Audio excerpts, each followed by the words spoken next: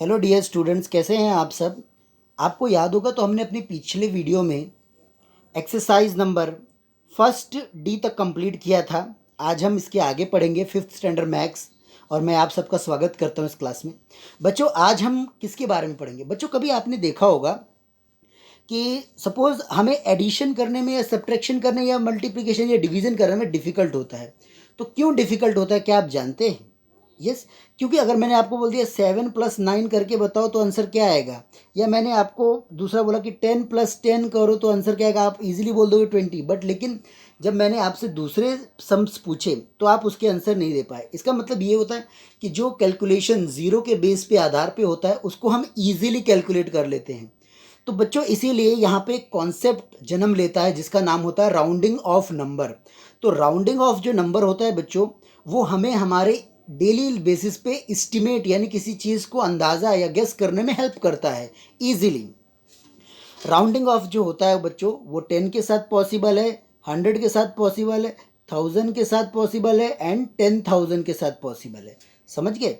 चलिए, आज मैं आपको कॉन्सेप्ट एक्सप्लेन करूंगा राउंडिंग ऑफ के बारे में। बच्चों, राउंडिंग ऑफ के कुछ रूल्स होते हैं जो आपको बहुत ही समझने ज़रूरी हैं। बच्चों, अगर 0 या 4 हो, ठीक है, अगर लेस देन 5 हो, तो हमें क्या करना है वो मैं आपको आज बताता हूँ। बच्चों, अगर मान लेते हैं कि लेस देन 5 हो अगर, यानी कि 0 to 4, तो क्या करना है। तो बच्चों, आपको एक चीज़ याद रखनी इसमें कि एग्जाम्पल के माध्यम से समझाऊँ। जैसे सपोज 64 है, तो आप सबसे पहला रूल क्या करेंगे, जो वंस के प्लेस पे होगा उसको रिप्लेस करके क्या लिखेंगे, 0। अब ये लेस देन 5 है, इसके लिए हमें क्या करना है, जो टेंस के प्लेस पे जो नंबर लिखा है उसको एज इट इज़ लिख देना है। तो ये आंसर क्या बन गया हमारा 60, यानी 64 राउंड ऑफ हो गया 60 से। बट बच्चों, अगर मान लो आपको 65 दिया है, तो आप यहाँ 5 की जगह क्या लिखेंगे, 0, वंस का पहले वैल्यू 0। बट ये इक्वल टू और ग्रेटर देन 5 है वंस का प्लेस, इसीलिए आपको यहाँ 6 में क्या ऐड करना पड़ेगा, 1। क्या ऐड करना पड़ेगा, 1, हमेशा कभी भी ऐसे। तो 6 क्या बन जाएगा, 7। तो 65 राउंड ऑफ किससे हुआ, 70 से। तो बच्चों, आपको समझ में आया कि नियरेस्ट 10 को हम कैसे राउंड ऑफ कर सकते हैं, किसी भी वैल्यू को। चलिए, आपके बुक में जो एग्जाम्पल दिए उनके माध्यम से समझते हैं। बच्चों, पहला एग्जाम्पल आपको दिया गया है 69732। इसमें अगर हम देखें तो लास्ट में एक नंबर है, वो नंबर क्या है, 4। क्या है, 4। अब 4 लेस देन है, इसीलिए 4 की जगह क्या लिखेंगे, 0। बाकी सेम नंबर लिख देंगे एज इट इज़ बिना टेंशन के। फिर सेकंड एग्जाम्पल में आप देखेंगे कि यहाँ पे 5 है, तो 5 के लिए भी हमने 0 लिखा, बट आपने अगले 10 वाले प्लेस पे 1 ऐड कर दिया, तो जो 8 है वो क्या बन गया आपका, 9। तो आपने यहाँ पे फिर 90 लास्ट में लिखा। समझ गए? तो कितना आसान है बच्चों। ऐसे ही बच्चों, हमें 100 का भी समझना है। अब 100 में कैसे समझे वो भी मैं आपको समझाऊं बच्चों। 100 में आपको क्या करना है, एक तो 1 का प्लेस वैल्यू 0 होगा ही होगा, 10 का भी प्लेस वैल्यू आपको क्या करना है, 0 करना है। अब जैसे आपने वहाँ पे वंस के प्लेस पे देखा था कि 5 है या लेस देन 5 है या ग्रेटर देन 5 है, वैसे ही यहाँ पर आपको 10 का प्लेस वैल्यू देखना है। किसका देखना है, 10 का प्लेस वैल्यू देखना है। अब आपको मैं समझाता हूँ कि कैसे हम ये चीज़ करते हैं। देखिए बच्चों, अगर मान लेते फॉर एग्जाम्पल 644 दिया है, ठीक है, तो अब इसमें कैसा होगा कि इसका जो प्लेस वैल्यू है 4 का 0, इस 4 का 0, बट ये 4 है, तो यानी यहाँ पे क्या आएगा, 600। कैसे, इसके लिए तो दोनों के लिए पहले 0 0, फिर हमने इसका वैल्यू देखा। पहले हमने वंस में किसका वैल्यू देखते थे, इसके वैल्यू देखते थे, फिर टेंस को चेंज करते। अब हम टेंस को देखेंगे तभी तो 100 में चेंज आएगा। यस, तो ये 4 है यानी कि लेस देन 5 है, तो नो चेंज, 6 का 6 आ जाएगा और यहाँ दोनों जगह 0, तो आंसर इज 600। चलिए, एक एग्जाम्पल और आपको मैं समझाता हूँ। जैसे मान लेते फॉर एग्जाम्पल, अगर ये 654 होता तब क्या करते, इसकी जगह 0, इसकी जगह भी 0, बट ये इक्वल टू या ग्रेटर देन 5 है, इसलिए आप आगे में क्या कर दोगे, 1 प्लस। तो जो इसका आंसर होगा वो क्या आएगा, 700। समझ गए बच्चों? चलिए, तो ये आपको मैंने 100 से राउंड ऑफ करना सिखाया। चलिए, अब हम आपको टेक्स्ट बुक के एग्जाम्पल से समझाते हैं। बच्चों देखिए ज़रा, ये आपका क्वेश्चन है एग्जाम्पल। अब इसमें हमने 5 की जगह हमने क्या लिखा, 0। 3 की जगह भी 0 आएगा, लेकिन 3 लेस देन है, इसीलिए हम आगे 100 वाले में नो चेंज और हम इस नंबर को ऐसे ही लिख देंगे, है ना। लेकिन अगर ये नंबर में चेंज होता टेंस के प्लेस पे तो हम इसको कुछ और लिखते, जैसे कि आपको दूसरे एग्जाम्पल में दिया है ये 8 है, तो 8 की स्थिति में जो आपका ये 7 है ये क्या बन जाएगा, 8 बन जाएगा, क्या बन जाएगा, 8 ऐसे। तो ऐसे बच्चों आपने समझा। अब हम बच्चों आगे बढ़ेंगे, अब हम सीखेंगे rounding off to the nearest 1000। 1000 में बच्चों हमें 100 पे देखना है, किस पे देखना है, वंस।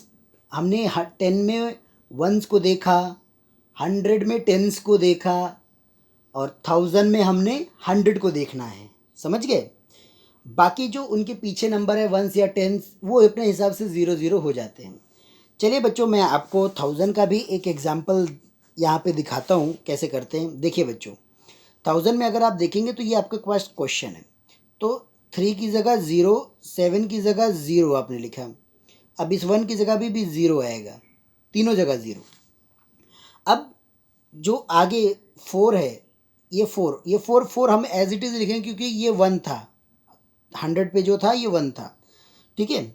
तो 100 पे जो था ये 1 था, इसलिए 4 आएगा, फिर देन 2 देन 4। तो ये आपका आंसर बनना चाहिए बच्चों। तो ये भी बहुत आसान है बच्चों, इस तरीके से आप क्या कर सकते हो, सीख सकते हो, समझ सकते हो। तो बच्चों आई होप कि आपको समझ। तो एक बार मैं आपको फिर से बच्चों एक्सप्लेन कर दूं कि ये कैसे करना है, ठीक है। तो 1000 की हम बात कर रहे थे, 1000 में अभी लेस देन 15 पकड़ा था तो ये आंसर आया, लेकिन अगर ग्रेटर देन 5 या इक्वल टू 5 है तो कैसे करना है। तो आप देखेंगे इस 1 के लिए 0, इस 4 के लिए 0, इस 8 के लिए भी 0 कर दिया गया है, सही बात है। अब आगे 1 ट्रांसफ़र कर दिया गया है, तो 9 + 1 कितना होता है 10, तो 10 का 0 और 1 4 पे कैरी चला गया मतलब 5, तो ये बन गया 78 देन 540 ऐसे बन गया। तो ये हमने 1000 का राउंड ऑफ किया। बच्चों मैं एक बार आपको फिर से यह कॉन्सेप्ट क्लियर कर दूं कि कैसे हमें करना है। देखिए प्यारे बच्चों बहुत ही आसान है, कोई डिफ़िकल्ट नहीं है। जैसे कि आप समझते हो कि जो राउंड ऑफ होते हैं वो 10 का होता है, 100 का होता है और 1000 का होता है। तो जो 10 वाला होता है उसमें हमें किसको देखना पड़ता है, उसमें हमें वंस की वैल्यू को देखना पड़ता है क्या है। अगर वो इक्वल टू या फिर लेस देन क्या है 5 है तो उसका ट्रीटमेंट जो ऐसे करेंगे। ऐसे ही फिर हमें 100 में किसको देखना पड़ता है, टेंस के वैल्यू को देखना पड़ता है। टेंस का वैल्यू भी अगर इक्वल टू लेस देन या 5 होगा तो उसके हिसाब से करना पड़ता है। ऐसे ही हमें यहाँ पर 100 को देखना पड़ता है 1000 में। 1000 में किसको देखना पड़ता है, 100 को। इसका वैल्यू अगर इक्वल टू लेस देन या 5 है तो उसके हिसाब से ट्रीटमेंट करना पड़ता है। अब मैं आपको एक बार 10 का फिर से बता दूं कि कैसे करेंगे। देखिए बच्चों बहुत ही आसान है। मान लेते हैं कि यहाँ पर एक एग्जाम्पल दिया गया है 73, तो 10 से राउंड ऑफ करना है। तो 10 का मतलब क्या होता है कि आपको 1 का वैल्यू देखना है, तो यहाँ पे पता है रूल के हिसाब से 0 आएगा। क्योंकि ये लेस देन 5 है तो आगे नो चेंज टेंस में, सेम 7 का 7 रह जाएगा, आंसर 17 आएगा। बट अगर ये चीज़ हम 75 या 76 कुछ भी लिखते, ठीक है, 80 के अंदर, तो यहाँ पे क्या होता है वंस का वैल्यू 0 आता और 7 में क्योंकि ग्रेटर देन या इक्वल टू 5 है तो 7 में 1 ऐड हो जाता और आंसर 80 आता ऐसे। तो आप देख रहे हैं 73 और 75 या दूसरे नंबर को कैसे राउंड ऑफ करना आसान है ऐसे। अब बच्चों मैं बात करूँगा आपको 100 की। 100 में मैंने एक एग्जांपल ले लिया है 112 और एक एग्जांपल ले लिया 118। हमें वैसे तो पता है कि ये इसके करीब है और ये इस नंबर के करीब है, लेकिन प्रूफ कैसे करें। तो इसके लिए सोल्यूशन क्या है, सोल्यूशन ये है कि सबसे पहले जो ये 2 है, ये 2 है, इसके लिए 0 लिखें, ठीक है। और आपको मैं बताऊं कि हम 10 से ही राउंड ऑफ कर रहे हैं, तो 0 लिखें। ये 2 है तो आगे नो चेंज, तो 1 1 जैसा सेम लिख दें। अब ये 8 है बट 0 लिखें और आगे 1 प्लस करें तो 120 आंसर आ जाएगा, ऐसे राउंड ऑफ हो गया। अब बच्चों मैं आपको आगे 1000 का राउंड ऑफ सिखाऊंगा। 1000 का राउंड ऑफ कैसे करते हैं। 1000 के लिए जैसे मान लेते हैं कि हमने कोई एक एग्जाम्पल ले लिया, हमें इसके वैल्यू से कोई मतलब नहीं, 0 लिख दो। इसके वैल्यू से भी कोई मतलब नहीं, 0 लिख दो। हमें तो किसके वैल्यू से मतलब है, 100 की जो प्लेस पे है 1 उससे मतलब है, 123 के 1 से मतलब है।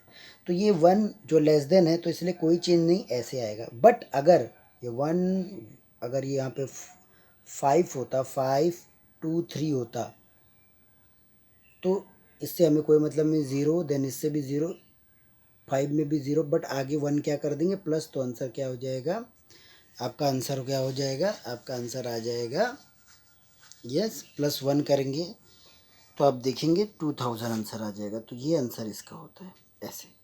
तो बच्चों है बहुत ही आसान, आप भी सॉल्व करें और आप आसानी से सॉल्व कर सकते हैं। मैं आपके लिए एक वीडियो भी बना के भेजूँगा।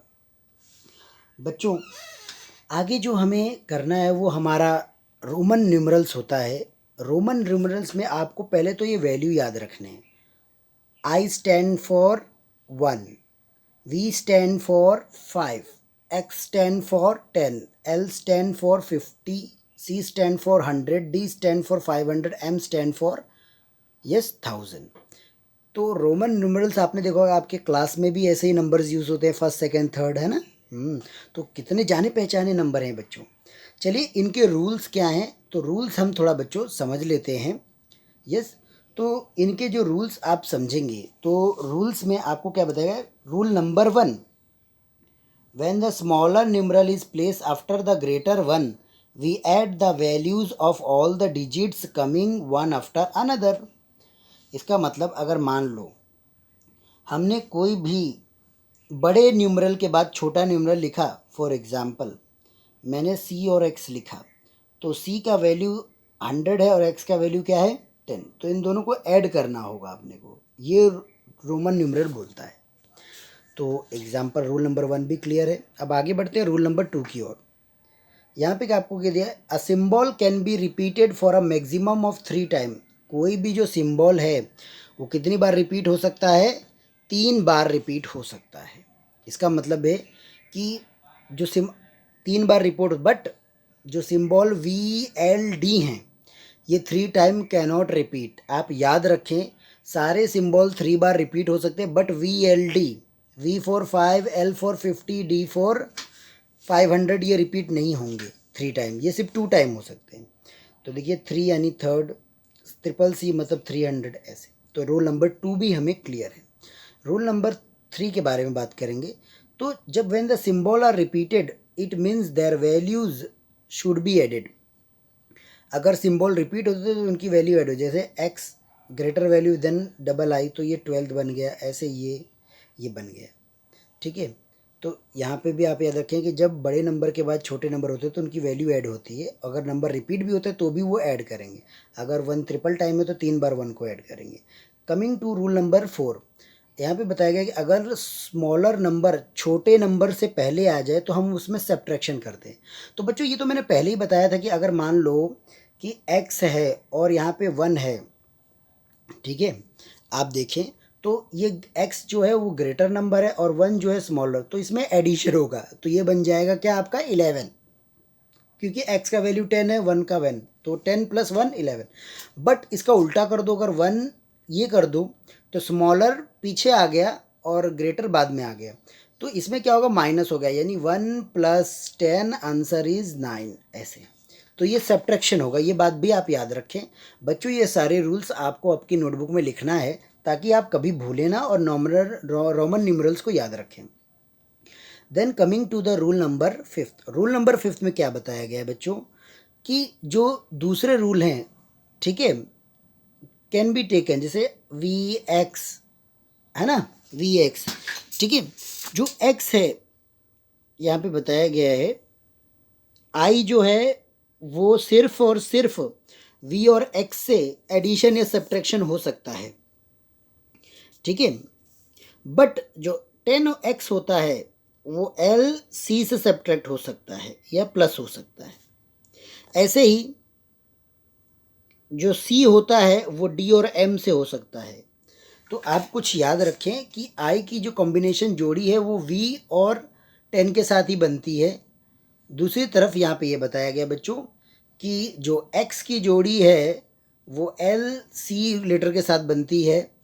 दूसरी बात आप याद रखें कि जो C है वो D और M के साथ उनकी जोड़ी बनती है। बट अगर आप ऐसे लिख देंगे कि डी एल, आप क्या लिख देंगे, अगर ऐसे डी एल लिख देंगे तो ये गलत माना जाएगा, ये वैल्यू नहीं होगा। तो बच्चों मैं आप सबको बोलूँगा कि आप ये वैल्यूज़ को एक बार अच्छे से पढ़ें, इनको समझें, इनके बारे में लिखें भी, और फिर उसके बाद हम एक्सरसाइज नंबर 1F सॉल्व करेंगे, जिसमें आपको हर एक नंबर जो दिया गया है उसका रोमन वैल्यू लिखना सीखना है। तो वो भी मैं आपको अगले वीडियो में बताऊंगा बच्चों।